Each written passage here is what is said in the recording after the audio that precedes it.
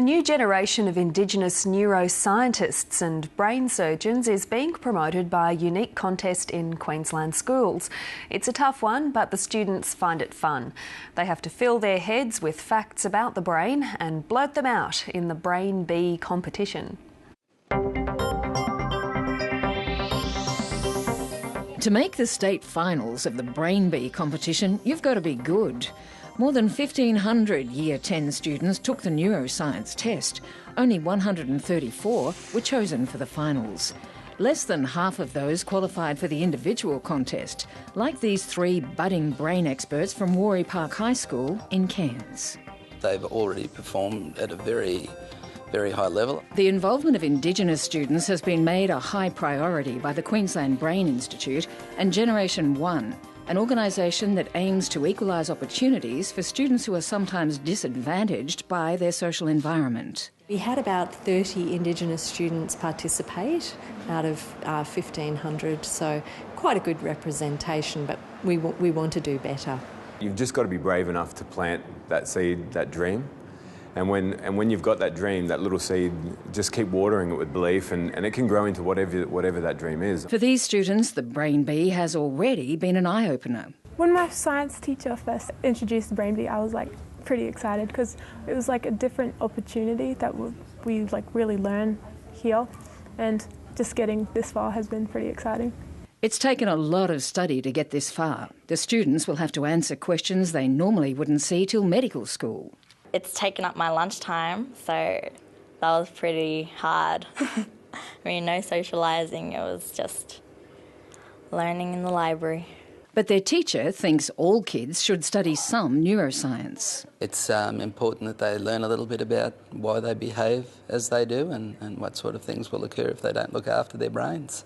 But the Brain Bee is about more than the brain. It's about creating a pathway for some kids whose parents didn't get through high school.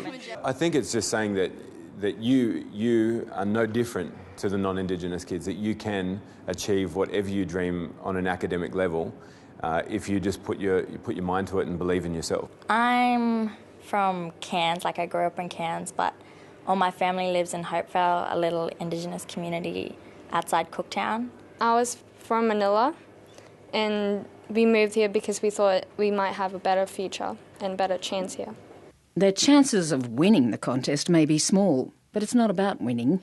It's about getting together with other students like themselves that are also high achievers, because I guarantee a lot of those other kids are going to be talking to them about wanting to get great OP scores and do wonderful university courses, and I just hope that rubs off on them.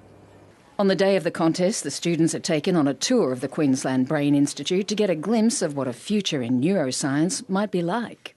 So this is the motor region here, so when I press the foot pedal here, you'll see, I hear a click, and then hopefully you'll see that his left hand will move. Educators say it's important to amplify that childlike sense of wonder that's driven many a student through the difficult study of the brain. You wouldn't expect that it would do that many things. It's so complex. So it's one of those topics that it's still kind of a mystery. And those of us who find it hard to tell our hippocampus from our hypothalamus can agree with that.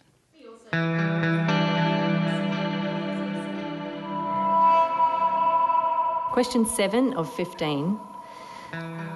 Name the monoamine neurotransmitter found in the raphe nucleus that is involved in many functions, including temperature regulation, sensory perception, and sleep.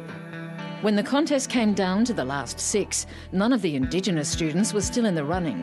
But they were there for a big surprise, an appearance by Professor Elizabeth Blackburn, who won the Nobel Prize for Physiology or Medicine.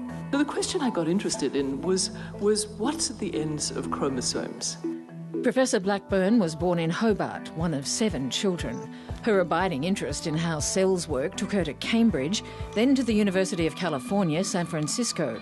She and 2 other scientists made a major breakthrough that illuminated how cells age and die, and that brought them the Nobel Prize.